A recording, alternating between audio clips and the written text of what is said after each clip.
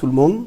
Je vais d'abord commencer par vous présenter mes meilleurs vœux pour la nouvelle année. Donc, je vous souhaite à tous et à toutes une très belle, heureuse année. Aujourd'hui, nous venons encore une fois ici pour parler du cas du Haut Conseil. J'ai écouté avec attention les différentes interventions. J'ai écouté Fatou. Fatou a beaucoup parlé des textes. Et moi, je suis avocat, donc je veux m'arrêter sur les textes. Parce que, comme vous savez, depuis le début des événements, on a fait plusieurs sorties publiques. Nous avons organisé une conférence de presse ici. Nous avons eu un débat sur RP Média. Au cours de ce débat, j'ai pu moi-même débattre avec les représentants de Mme Dalla Dramé. Et au cours de cette discussion, j'ai pu comprendre les raisons pour lesquelles Mme Dalla Dramé ne voit pas les choses comme nous. Voilà, j'ai pu comprendre en fait les divergences qui opposent Mme Dalla Dramé aux trois contestataires. D'abord, en fait, c'est un problème de texte. C'est-à-dire que Mme Dalla Dramé, ce que j'ai compris, en tout cas, si ses représentants ont bien exprimé sa position, c'est que Mme Dalla Dramé ne s'appuie pas sur les mêmes textes que les trois contestataires. Je vais m'expliquer. Fatou nous a parlé des statuts du HME. Les statuts du HME, voilà, qui est le Haut Conseil des Maliens de l'extérieur qui se trouve à Bamako. Et vous avez le Haut Conseil des Maliens de France, ici, qui est un démembrement. Ça, c'est pas contesté, d'accord? Si vous prenez les statuts du HME, et vous expliquez que dans les statuts du HME, il y a un renvoi au HME pays. C'est-à-dire que ceux qui ont rédigé les statuts du HME, ils ont été conscients que lorsqu'on va créer des démembrements dans des pays étrangers, notamment en Europe, que ces pays-là ont des législations qui ont des particularités et que les structures qu'on va créer dans ces pays-là doivent se conformer à ces particularités. Donc, les rédacteurs des statuts du HME ont été visionnaires. À ce sujet, pour moi, il n'y a pas de contradiction entre le statut du HME et le statut du Haut Conseil des Maliens de France. Ensuite, toujours par rapport au texte, nous avons eu une élection. Ensuite une deuxième prétendue élection, puisque Mme Dalla Dramé a mis en place unilatéralement le 31 août 2024 un bureau. Je vais revenir. D'abord, il faut savoir que le Haut Conseil des Maliens de France a des statuts. Et ces statuts datent, en tout cas les derniers statuts, datent du 19 mars 2022. Ce sont des statuts qui ont été signés par le président sortant, Demba Diabira, et par Mme Dalla Dramé. Donc, les personnes qui ont signé ces textes, et ces textes-là qui sont enregistrés à la préfecture, sont présumés connaître le contenu de ces textes. Mais on voit qu'on a deux personnes qui ont signé le même document, mais elles n'ont pas la même lecture du même document. Qu'est-ce qui explique ça? Bon, je me suis posé la question, je n'arrivais pas à comprendre. C'est après le débat, lorsqu'on faisait le débat sur RP Média, que j'ai compris. Tout simplement parce que Mme Dalla Dramé, contrairement à Demba Diabira, ne s'appuie pas sur les statuts du Haut Conseil des Maliens de France, mais sur la feuille de route. Voilà tout le problème. Pour les uns, c'est la feuille de route qui fait foi. C'est-à-dire, c'est la feuille de route, c'est-à-dire, ce sont les règles qui sont dans la feuille de route qui s'appliquent. Et pour les autres, ce sont les statuts qui s'appliquent en revanche.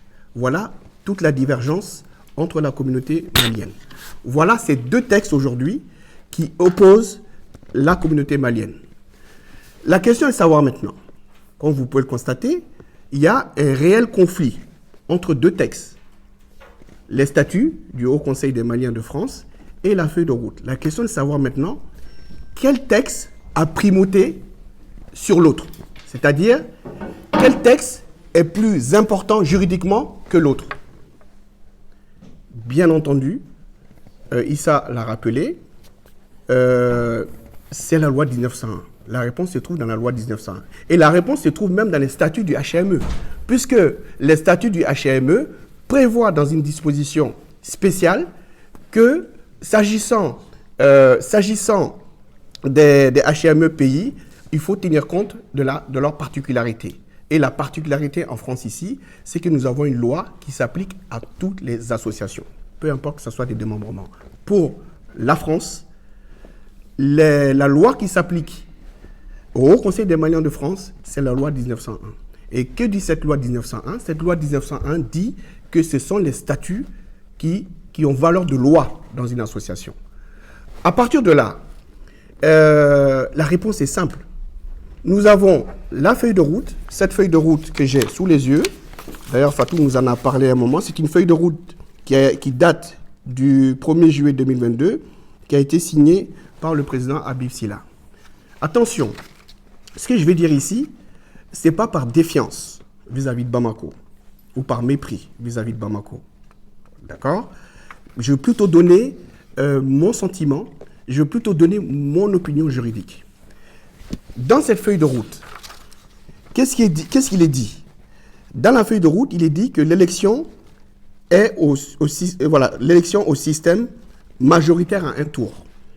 Donc, pour être élu, le candidat à la présidence du HME pays doit obtenir la majorité des voix des votants. Ça, c'est ce que dit la feuille de route, qui a été signée des mains du président Habib Silla. Mais, de l'autre côté, vous avez l'article 21 des statuts du HMF qui dit que les membres du bureau sont élus à la majorité absolue. Vous avez vu qu'il y a une différence. Quand on parle de majorité absolue, cela implique que pour être élu dès le premier tour, il faut obtenir 51% des voix. Donc si aucun des candidats n'obtient les 51% des voix, il y a un second tour qui est nécessairement organisé. Voilà le système qu'on a adopté ici en France dans nos statuts. Par contre, dans la feuille de route qui a été signée par le président, cette feuille de route parle d'un système majoritaire à un tour, c'est-à-dire qu'il n'y a pas de deuxième tour. Voilà toute la difficulté. Toute la difficulté. Maintenant, quel texte prime sur l'autre? Pour Dalla, visiblement, c'est la feuille de route. C'est la feuille de route qui prime. Peut-être, elle se dit la feuille de route prime parce que la feuille de route, elle a été signée par le président du HME. Donc, c'est celle-là qui prime. Mais en réalité, et je le répète, ce n'est pas par défiance à l'égard de Bamako. C'est ce que je vais dire ici, c'est une opinion juridique. Bien que cette feuille de route soit signée par le président du HME, elle ne pourra jamais s'imposer devant les statuts, devant le juge français. Face au statut, cette feuille de route n'a aucune valeur juridique. Le juge français, il va appliquer la loi de 1901. Et dans la loi de 1901, la loi de 1901 ne connaît pas la feuille de route. La loi de 1901 parle des statuts. Si on a compris ça, on voit clairement que Madame Dalla Dramé fait fausse route. Oui, à Bamako, la feuille de route, peut-être, pour Bamako, la feuille de route a une valeur supérieure au statut. C'est possible dans le droit malien. Mais en France, ici, lorsqu'on arrive devant le juge, on n'a même pas besoin d'aller devant le juge. Dans l'équipe de Mme Dalla, elle a des juristes. Moi, je suis surpris. Donc, certains ont dit sur le plateau qu'il faut renvoyer Maître Sidibé. Parce que Maître Sidibé n'est pas un bon avocat, il dit n'importe quoi. Maintenant, moi aussi, j'ai envie de dire ici, Mme Dalla Dramé, je vous invite, d'accord, à reparler avec vos juristes. Parce que là, c'est un cas d'école. C'est un vrai cas d'école. Et c'est évident qu'une feuille de route, bien qu'elle soit signée des mains du président du HME à Bamako, n'a pas une valeur supérieure au statut en France. Donc pour moi, tout simplement, comme on l'a dit, l'élection de Mme Dalla Dramé est illégale et illégitime. Elle a été déclarée élue avec 34% des voix, alors que les statuts qu'elle a elle-même signés, d'accord, aujourd'hui, ce sont ces mêmes statuts-là qu'elle jette à la poubelle. Et Mme Dalla Dramé, elle est française. Elle est française. Elle vit en France. Ses intérêts sont en France. Donc c'est la loi française qui s'applique à elle. On ne peut pas, c'est pas parce qu'on a la double nationalité, on ne peut pas choisir la loi en fonction de ses intérêts personnels. Non, c'est pas possible. Soit on est français, on vit en France, on a une association de droit français, donc c'est la loi française qui s'applique. Et moi, je vous dis en toute sincérité, et là, je lance un appel à Bamako. Si vraiment le HME veut mettre fin à cette situation, en tout cas, pas dans l'immédiat, mais dans le futur, il faut que le HME s'assure que la feuille de route soit en conformité avec les statuts du HME pays. C'est-à-dire que si la feuille de route prévoit toujours un scrutin à un tour, alors que les statuts, que ce soit de France ou de l'Italie, prévoient un scrutin à la majorité absolue, il y aura toujours des problèmes. Donc, pour éviter les problèmes, il faudrait peut-être procéder à une modification de nos statuts. C'est-à-dire faire en sorte que dorénavant dans nos statuts, c'est l'élection majoritaire à un tour. Mais tant que cette réforme n'intervient pas, en aucun cas, on ne peut imposer au HMF de faire une élection à un tour. L'élection est à 2 tours. Il faut avoir la majorité absolue. Et dans le cas de l'élection qu'on a eue ici à Paris, Dalla a été déclarée présidente par ignorance des textes. Mais pour moi, Dalla ne pouvait pas ignorer les textes, puisqu'elle les a elle-même signés. Demba Djabira ne pouvait pas ignorer les textes, il a lui-même signé. D'accord? Donc ça, c'est première chose. Deuxième chose, donc pour moi, pas de contradiction entre les statuts du HME et les statuts du HMF. Par contre, il y a une contradiction entre les statuts du HMF et la feuille de route. Et pour moi, ce conflit-là, la réponse à ce conflit-là, c'est que les statuts, ce sont les statuts qui s'appliquent. En cas de contrariété entre les statuts du HMF et la feuille de route, même si la feuille de route a été signée des mains du président Habib Sylla, et ce n'est pas par défiance, je répète encore, c'est que ce sont les statuts qui s'appliquent, d'après le droit français. Ce que je suis en train de dire, ce n'est pas une opinion personnelle, d'après le droit français. Donc, ce sont les statuts qui s'appliquent. Maintenant, si on veut dépasser ce problème-là, il faut une réforme et pour conformer les statuts du HMF avec la feuille de route. Donc, voilà toute la problématique de cette élection. C'est-à-dire qu'on est tous partis à la même élection, mais on n'est pas partis avec les mêmes textes. On n'est pas partis avec les mêmes textes. Aujourd'hui, ceux qui disent que c'est la feuille de route qui s'applique, parce que c'est vrai, en 2016, déjà, il y a eu une audience à Bobigny. Parce que ce n'est pas la première fois que, au sein du Haut Conseil, on se querelle sur le droit applicable. En 2016, lorsque Hamidi a assigné Demba, à l'époque, la question a été soulevée devant le juge français. Une partie a dit que, voilà, nous sommes reconnus par Bamako, nous sommes un démembrement du HME, donc c'est la loi malienne qui s'applique à nous. Le juge a été clair. Le juge a dit, attention, en France, c'est la loi 1901 qui s'applique. Pas d'ingérence de Bamako. Pas d'ingérence. Moi, ce qui m'intéresse, c'est pas ce que Bamako vous a dit ou que Bamako vous ordonne de faire. C'est ce que disent vos textes. Moi, je pensais que ceux aujourd'hui qui sont en train de tromper les Maliens, qui sont en train de tromper au niveau du HME, ils sont en train de tromper le HME sur le droit applicable. Ils étaient dans le tribunal. Ils étaient présents ce jour-là. Mais ils n'ont pas appris la leçon.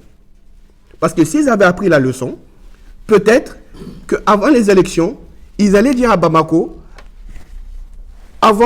au moment de l'organisation, avant l'élection, ils allaient dire à Bamako, faites attention, dans la feuille de route, on parle d'élection à un tour, alors que là, on parle de majorité absolue. Il faut réformer les textes et conformer les statuts du HMF à la feuille de route avant de faire l'élection parce qu'il va y avoir un problème. Et moi, je suis convaincu que si le juge français accepte de statuer sur le cas du Haut Conseil aujourd'hui, le juge français va faire application des statuts. Le juge français va écarter la feuille de route. Parce que le raisonnement du juge français est simple. Ce qui fait loi dans une association, ce ne sont pas une feuille de route venant d'un pays étranger, ce sont les statuts qui sont enregistrés dans sa préfecture. C'est ça qui fait foi, pas la feuille de route. Et donc, si on veut bien faire les choses, il faut à l'avenir faire une réforme et adapter les statuts à la feuille de route. Mais sinon, ce n'est pas la feuille de route. Donc, la question, et la réponse, elle est évidente. Ensuite, par rapport au bureau, le bureau du 31 août 2024, comme vous savez, normalement, pour mettre en place ce bureau, donc il faut une assemblée. D'accord? Fatou a parlé d'une assemblée élective. Oui, il faut une assemblée élective. Et comme je vous ai dit, l'assemblée élective qui a été organisée pour élire le président du Haut Conseil des Maliens de France, ça n'existe pas dans les statuts. C'est une pratique. C'est une pratique. Parce que quand on dit élection du bureau, le président fait partie du bureau. Le président fait partie du bureau. Tous les secrétaires font partie du bureau. D'accord? C'est qu'il y a une pratique qui s'est développée au sein du Haut Conseil. Donc, toujours, on élit d'abord le président, ensuite on fait le bureau. Alors que normalement, on devrait faire une assemblée, faire tous ensemble. D'accord? Donc, c'est une pratique. Et même si on fait cette pratique, le mode de scrutin doit rester pareil. On ne peut pas élire le président à un tour et élire le reste du bureau à 2 tours. Ça n'a pas de sens. C'est contraire au statut. Et on ne peut pas dire non, la feuille de route le prévoit. Comme on dit certains juristes du camp de Mme Dalla Dramé lors de l'émission. Voilà, qui disent non, la feuille de route prévoit un tour, donc le président du Haut Conseil il est élu à un tour. Non, juridiquement, ce n'est pas vrai. Ce que dit les statuts, et je reviens sur ce fameux article 21, je pense qu'aujourd'hui, beaucoup de gens sont partis lire cet article. Cet article dit clairement que le mode de scrutin est à la majorité absolue. Pour le bureau, ça veut dire que le président il est élu à la majorité absolue et tous les secrétaires généraux sont élus à la majorité absolue. À partir de là, on peut légitimement s'interroger sur la légalité du bureau constitué clandestinement, je dis bien clandestinement, par Mme Dalla Dramé le 31 août 2024. Déjà, premièrement, quand on prend les statuts, parce que, bien entendu, je vous ai dit, les statuts ne l'intéressent pas. C'est elle-même qui a signé, elle a signé les statuts, mais ces statuts-là, aujourd'hui, elle marche sur ces statuts-là. D'accord? Et ces statuts-là sont enregistrés à la préfecture, en France ici. Ces statuts-là prévoient quoi? Que le bureau est élu au scrutin majoritaire à 2 tours. Donc ça veut dire que tout le monde, tous les membres du bureau doivent être élus à la majorité absolue, y compris le président. Maintenant, comment une personne qui représente 34% des voix exprimées et qui est en face d'elle 3 autres candidats qui sont aujourd'hui, qui se sont donné la main, qui représentent plus de 60% des voix exprimées, comment cette personne-là, avec 34%, peut aller seule dans son coin, constituer un bureau et dire que c'est légal et légitime. La légalité, il n'y a pas de doute, c'est illégal. La légitimité, on pourrait dire oui, peut-être, mais même la légitimité, elle n'a pas. Avec 34%, on n'est pas légitime. Elle n'est ni légitime, ni légale. Et il faut qu'on se dise la vérité. C'est ma deuxième affaire au Conseil. J'ai fait la première, de 2016 à 2021. Et cette fois-ci, c'est ma deuxième affaire. Ce que je souhaiterais que vous compreniez, ce n'est pas parce que vous avez des appuis à Bamako, pendant la campagne ou au cours de l'élection, que vous allez vous imposer. Parce que, comme dit les statuts du HME, il faut tenir compte des même les statuts du HME tiennent compte des particularités des pays d'accueil. Donc tout candidat qui pense que pour être président, il faut absolument être imposé par Bamako se trompe. Bien entendu, Bamako a son mot à dire. Bamako a le droit d'avoir des préférences. Mais Bamako ne peut pas imposer un candidat en France. Elle pourrait le faire, Bamako pourrait le faire, si Bamako le fait conformément au statut qui s'applique en France. Mais si Bamako le fait en violation des statuts, jamais le juge français va accepter. Si l'affaire en tout cas est judiciarisée, le juge français ne va jamais accepter.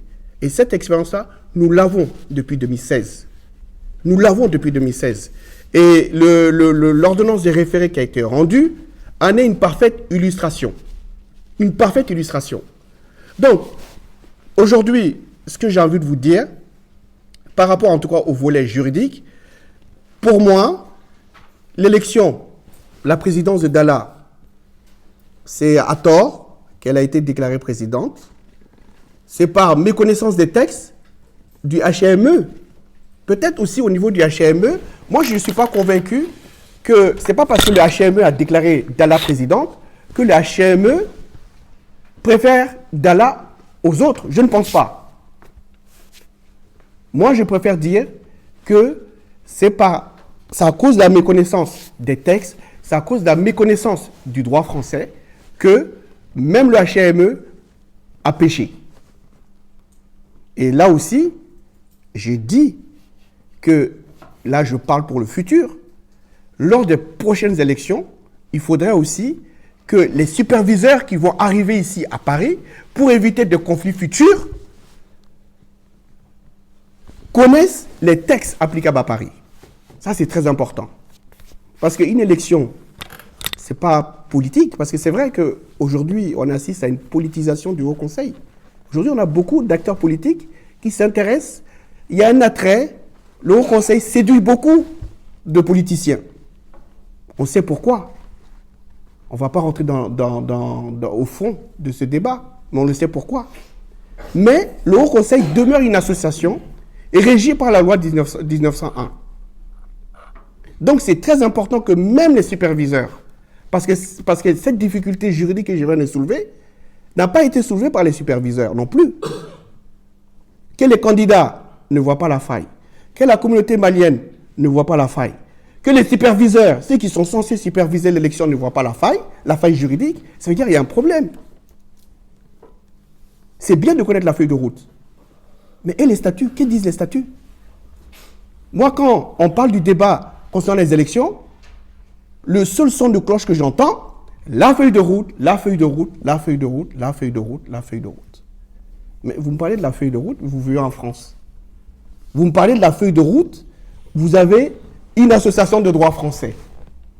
Vous me parlez de la feuille de route, c'est un document qui vient de l'extérieur. Mais vous avez quoi à l'intérieur? La feuille de route, après les élections, qu'est-ce qui régit l'élection? Qu'est-ce qui régit la vie de l'élection? Ce n'est pas la feuille de route, ce sont les statuts. Ce sont les statuts qui régissent la vie et la mort de l'association, pas une feuille de route. Donc à partir de là, on ne peut pas, au gré des intérêts, parce qu'on n'a pas eu la majorité absolue, on a été déclaré par chance, président, dire non, finalement, oui, les statuts disent ça, mais c'est la feuille de route. Et la feuille de route a été acceptée par tous les candidats. Même si tous les candidats ont accepté la feuille de route, à supposer que tous les candidats aient accepté la feuille de route, cela ne veut pas dire que la feuille de route s'impose au droit français. C'est logique. La feuille de route ne peut pas s'imposer face au droit français. Le droit du pays où nous vivons. Le droit du pays qui régit notre association. C'est comme, je vous donne un exemple. Est-ce que, imaginez qu'il y a un problème au HME demain. Ça peut arriver, parce que c'est une association comme les autres. Vous savez que dans la vie d'une association, il y a aussi des conflits. Et que, imaginez un peu demain, il y a un problème électoral au HME à Bamako et que l'un des candidats saisit le juge français parce qu'il n'est pas d'accord. Est-ce que vous pensez que le juge français va examiner la requête? Au fond, non, parce que le HME est une association de droit malien. Le juge naturel, c'est le juge malien. D'ailleurs, on n'a jamais vu ce cas de figure. Est-ce que vous avez déjà vu ce cas de figure? Des Maliens qui saisissent le juge français parce qu'ils ont un problème dans leur association au Mali. Athée. Mais dans le cas du Haut Conseil, on a vu ça. Donc, il faut être logique. Femi Kerabi, Nema Delkaye. Nous avons Dalla Dramé, française. Au Conseil des Maliens de France, une association de droit français, une association créée en France, enregistrée dans une préfecture française, d'accord? Une élection organisée en France. Maintenant, on dit qu'au cours de l'élection, il y a eu des détournements d'argent. À supposer qu'il y ait des détournements d'argent, il faut prouver. Les détournements ont eu lieu où? En France. On dit usurpation de titre. L'usurpation de titre. Je vais revenir, mais tous les faisceaux d'indices dans cette affaire indiquent clairement que s'il y a un différend, ça doit être la France, même si on n'est pas juriste. Si on est juriste, la réponse est claire. C'est en France que ça se règle, pas au Mali. Ce n'est pas par manque de respect vis-à-vis des institutions judiciaires maliennes que je dis ça. On n'a pas besoin de sortir de Polytechnique, comme a dit l'ancien, pour savoir cela. Mais pourquoi on décide, pourquoi des Français, pour un problème qui concerne la France, on va déranger Bamako? Bamako n'a pas suffisamment de problèmes. Le juge français n'a pas suffisamment de dossiers à gérer que de gérer les querelles des Maliens de France. Pourquoi? Pourquoi si Demba Djabira a réellement détourné de l'argent? Déjà, il faut savoir une chose. On dit que Demba, on va déposer plainte contre Demba. On choisit Bamako. Et je le dis, je répète, je vous assure que ceux qui ont déposé plainte à Bamako, ils sont conscients qu'en France, si tu déposes une plainte contre quelqu'un pour abus de confiance, ça veut dire tout simplement détournement.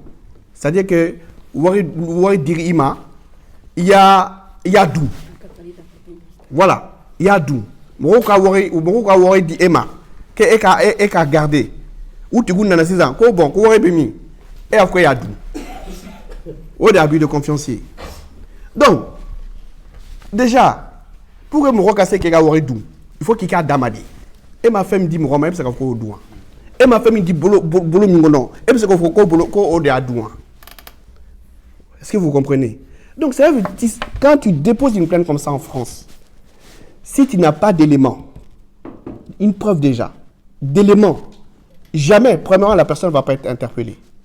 Il faut apporter des éléments. Jamais. Et la personne ne sera pas placée en mandat de dépôt. Je parle en connaissance de cause, puisque j'exerce en France. Je ne connais pas le droit malien. Et je pense que la personne qui a déposé plainte, qui est française, née en France, qui vit en France, qui paye ses impôts en France, elle n'ignore pas cela, ces difficultés-là. Si sa plainte était réellement sérieuse, si les faits qu'on reproche réellement à Demba Djabira étaient fondés, Wallahi, même bolo da kouane ka akmara plainte déposée. Oda tout ni galon. Faut être démarré dossier kono. Faut. Je l'ai dit depuis le début. Faut être dossier kono. Et d'ailleurs, le monsieur Keïta et monsieur Camara ont eu l'honnêteté d'intervenir publiquement pour témoigner. Nous sommes en matière pénale. Parce qu'en matière pénale, s'il n'y a pas de preuve, de documents qui attestent que l'infraction a été commise, les témoignages ont une valeur importante dans le procès pénal. Ils sont venus témoigner publiquement pour dire que en aucun cas, les sommes n'ont été remises, les sommes litigieuses n'ont été remises à Demba Djabira. Que Demba Djabira est complètement étranger à la gestion des sommes litigieuses. L'honneur de Demba a été lavé. On a voulu le salir. On le maintient à Bamako illégalement. On le maintient à Bamako injustement. Et derrière son dos ici à Paris, on cherche à le salir auprès des Maliens. Donc, n'est pas faux Malien, oui. C'est pas que n'est de Maravouré. À fond. Parce que les fonds aujourd'hui, pour lesquels ils semblent se battre, hors d'état d'eau, c'est pour la communauté. Donc, ni Demba Raourdou, que Demba Bokasola, que Demba Kanaya, ou qu'à plein de doyens, que Demba s'explique devant nous. Parce que pour l'instant, pourquoi Demba va s'expliquer au Mali là-bas? Les victimes ne sont pas au Mali. Les victimes, c'est nous. On est victimes où? Donc, nous, les victimes, nous, la communauté malienne, victime en droit de détournement, on demande à Mme Dalla Dramé si ce qu'elle dit est sérieux, qu'elle a plainté pour Bamako, pour que nous, les victimes, on puisse participer au procès. Et si Demba est coupable, qu'il soit sanctionné. Et dans le cas contraire, donc ce n'est pas nos intérêts qu'elle défend, c'est autre chose. Yamé. Donc, par rapport à la question de abus de confiance, moi je suis serein. Et j'ai été encore plus serein lorsqu'il y a eu les témoignages de M. Camara et de M. Keïta. Ensuite, par rapport à la question d'usurpation de titre. Donc, on dit, Demba, usurpation de titre. Ça veut dire quoi? Au courant Imoui. Ça veut dire que Demba n'est pas président, que Demba n'est pas président, mais qu'il continue de se prévaloir du statut de président. Donc, John Ofo, Dalla de Ofo. Mais la question qui se pose par rapport à ça, par rapport à la poursuite concernant l'usurpation de titre. Mais pour reprocher à quelqu'un d'usurper un titre, il faut que toi-même tu aies déjà le titre. Toi, tu n'as pas un titre. L'autre a usurpé. Tu n'as aucun intérêt. Il n'y a pas d'intérêt. Comme on dit, pas d'intérêt, pas d'action. Mais comment tu peux avoir intérêt à poursuivre quelqu'un pour usurpation de titre et être président? Parce que tu n'as eu que 34%. Tu n'as pas la majorité absolue, comme le prévoient les textes qui régissent ton association. Donc, Demba, ce qui va se passer dans ce dossier, Demba reste en prison, c'est vrai, mais il n'y aura rien dans ce dossier. Il n'y a pas d'usurpation parce que la personne, auteur de la plainte, elle-même n'est pas présidente, donc elle ne peut pas se prévaloir elle-même de la présidence, à plus forte raison d'essayer de poursuivre quelqu'un, intenter une action contre quelqu'un pour usurpation. Parce que 34%. Et en plus de ça, elle a face à elle 3 autres candidats qui représentent plus de 60% des voix exprimées qui disent qu'Aimine Foko Galondo. Non, mais démocratie là, c'est la loi de la majorité. Fatou Issa Hadi représente 60%. Dalla représente 34%. 64% on dit que usurpation T. Qu'on est dans le processus Maba. 34% on dit que processus Bana, qu'au feuille de route. Qui a raison? Si vraiment l'association est démocratique, 34% ne peut pas s'imposer face à 60%. Donc, par rapport à l'affaire Demba, ça c'est le volet juridique. Par rapport à l'affaire Demba, je vais finir, je ne vais pas m'étendre. Déjà, effectivement, j'ai été sollicité par les partis ainsi que Demba pour agir sur le plan juridique. J'ai en effet assigné Mme Dalla Dramé le 11 décembre dernier. L'assignation lui a été délivrée en main propre par un huissier. Et une audience est prévue pour le 17 février 2025 à 9h30. Donc, pour toutes les personnes intéressées, donc Bepsekana. Par rapport à cette assignation, déjà, je conteste son élection, puisque visiblement, il y a un problème entre feuille de route et statut. Donc moi, j'ai dit que son élection est illégale parce qu'elle n'a pas la majorité absolue. Donc je demande au juge, puisque nous sommes en matière de référé, je demande au juge de suspendre. De suspendre. Parce qu'en matière de référé, on ne peut pas demander l'annulation. Le juge des référés n'a pas pouvoir pour annuler, mais il a pouvoir pour suspendre. Et je demande également au juge des référés de suspendre aussi son bureau, puisque son bureau a été mis en place clandestinement. C'est Dalla Dramé, contrairement à ce que prévoient les statuts, qui a convoqué l'Assemblée générale, alors que les statuts disent clairement que c'est le président sortant qui doit le faire. Demba n'a jamais provoqué une Assemblée générale, de un. Et de deux, par rapport aux convocations, il y a un délai de 15 jours qu'il faut respecter. Ce délai n'a pas été respecté. Même les convocations, sur le plan formel, tout est douteux. Donc je demande au juge là aussi de suspendre.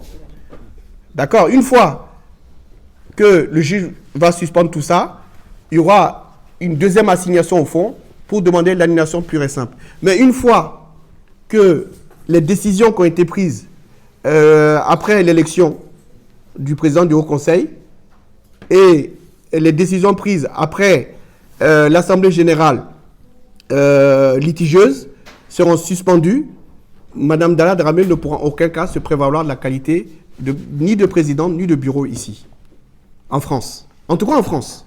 Et si elle le fait, si jamais le juge nous donne gain de cause, parce que, attention, le procès, il y a toujours l'aléa judiciaire. D'accord? Mais si le juge nous donne gain de cause, elle ne pourra pas se prévaloir de ça. Moi-même, et je répète, dans cette affaire, dès le début, j'ai dit que pour éviter la crise, j'assume entièrement la responsabilité.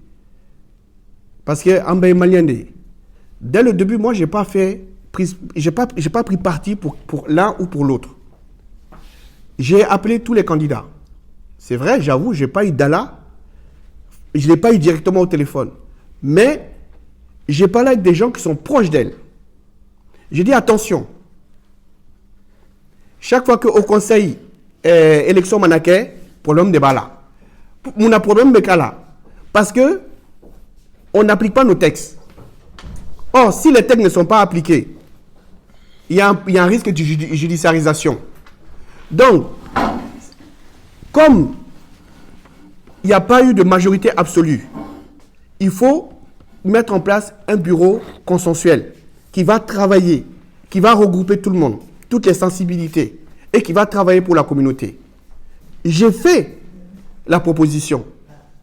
Et il faut savoir que même avant les élections, il y a une commission qui a été mise en place. Il y a une commission qui a été mise en place, une commission qui avait été présidée par Sega Doucouré. Et dont Chambel même était partie de la commission. Cette commission avait anticipé les difficultés par rapport à ces élections. Elle avait peur de ces élections. Et finalement, et même cette commission-là aussi, avait parlé d'un bureau consensuel. Mais toutes les personnes qui ont parlé d'un bureau consensuel, Ushigakuma la main. Même après les 34%. Donc aujourd'hui, c'est compliqué. Affaire du tribunal Kaboloka. Bon, par rapport à cette assignation, je vous le dis, il y a des négociations qui sont en train de se faire. Parce que Malien Kodo, par rapport à la libération de Demba Djabira. D'accord? Donc, il y a des négociations qui sont en train de se faire. Et par rapport à ces négociations-là, pour donner la chance à ces négociations-là, il a été demandé de suspendre. Ça ne veut pas dire abandonner. De suspendre l'assignation. Mais attention, suspendre ne veut pas dire abandonner. Pour donner une chance. Ça fait longtemps, comme a dit Fatou, ça fait maintenant bientôt 1 mois que Demba est détenu injustement à Bamako. Alors qu'il réclame que l'affaire vienne en France. Parce que le juge naturel, c'est le juge français. On a fait des efforts, même du côté de Demba. On a fait des efforts pour que on puisse avoir un dénouement à l'amiable de cette affaire. Et d'ailleurs, je tiens à vous dire ici que la femme de Demba a fait une publication sur RP Média dans laquelle elle a clairement dit qu'elle envisageait de déposer plainte pour enlèvement, séquestration, chantage. Il fallait commencer par là. On a mené des cas de débat. Attends, et chantage. Et chantage. On parle de débat ici. Et chantage. Pas de statut. Et chantage. Et la femme a clairement dit que si son mari, Kona Tchema Bla, elle va le faire. Et c'est moi qui l'ai empêché. Parce que, en Baïmaniande, en bas de Famakomaï. Mais si les choses n'évoluent pas, Nidala refuse d'entendre raison. Et si elle refuse d'entendre raison,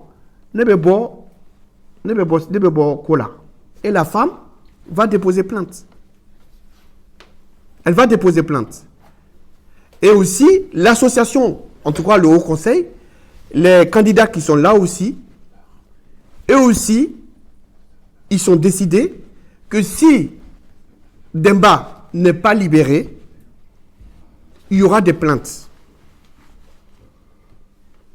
Et le consulat français à Bamako sera également saisi de la situation.